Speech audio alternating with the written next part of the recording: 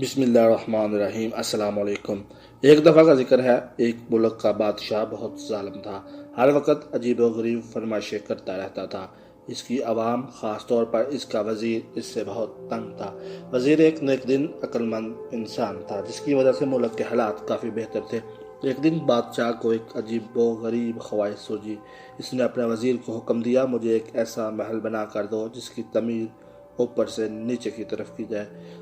اگر وزیر 10 دن کے اندر یہ کام شروع نہ کر سکے تو اس کا سر قلم کر دیا جائے۔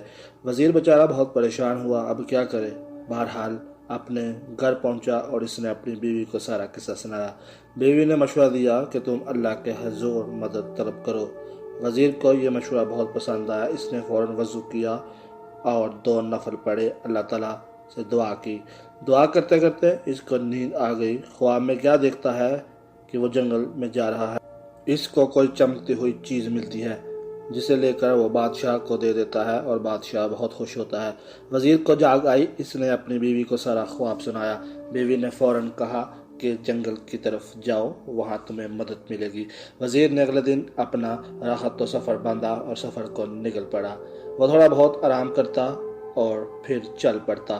چلتے چلتے اس کو 5 دن ہو گئے۔ اس نے سوچا کہ چلو اب واپس چلتے ہیں، اس مسئلے کا کوئی حل نہیں۔ جب وہ واپس مڑنے لگا تو اچانک اس کی نظر ایک خرگوش پر پڑی۔ وہ بیچارہ شکنجے میں پھنسا ہوا تھا۔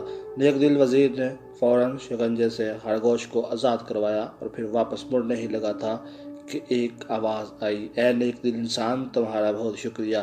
وزیر حیرت سے مڑا تو کیا دیکھتا ہے، ایک چھوٹا سا بونا کھڑا ہے جو بول رہا ہے۔ وزیر کے پوچھنے پر اس نے بتایا کہ اس کو ایک جادوگر نے خرگوش بنایا ہوا تھا اور شکنجہ کھولتے ہی جادو کا اثر زائل ہو گیا۔ وزیر نے اپنی مشکل بتائی اور بونے نے اسے اپنے ساتھ چلنے کو کہا۔ چلتے چلتے وزیر کو ایک غار کے پاس لے آیا اور اسے اندر جانے کو بولا۔ وزیر اندر گیا تو دیکھا اندر ایک بزرگ عبادت کر رہے ہیں۔ اس نے انہیں سلام کیا، انہیں مشکل بتائی۔ بزرگ مسکرائے اور کہا، بیٹا کوئی مسئلہ نہیں۔ ساتھ ہی وزیر کو ایک طوطا دیا کہ اس کو اپنے ساتھ لے جاؤ، تمہاری مدد کرے گا۔ وزیر نے ان کا شکریہ ادا کیا اور واپس گھر چلا گیا۔ اپنے گھر جا کر اس نے بیوی کو سارا ماجرا سنایا، وہ بھی بہت خوش ہوئی۔ اگلے دن بادشاہ کے محل میں گیا اور بادشاہ کو کہا، میرے ساتھ چلیں، دیکھیں میں کیسے اوپر سے نیچے کی طرف محل تعمیر کرتا ہوں۔ وزیر بادشاہ کو ایک کھلی جگہ لے آیا جہاں بادشاہ نے نیا محل بنانے کو کہا تھا۔ اس جگہ مزدور اور مستری موجود تھے اور تعمیراتی سامان بھی پڑا ہوا تھا۔ وزیر نے طوطے کو ہوا میں چھوڑا اور کہا، چلو میاں مٹھو اب کام دکھاؤ۔ طوطا اڑتا ہوا کافی اونچائی پر چلا گیا، آوازیں لگانا شروع کر دی، اینٹیں پکڑاؤ، اینٹیں پکڑاؤ۔ بادشاہ یہ سن کر غصے میں آ گیا، وزیر کو کہا، اتنی زیادہ اونچائی پر کوئی اینٹ کیسے پہنچائے گا؟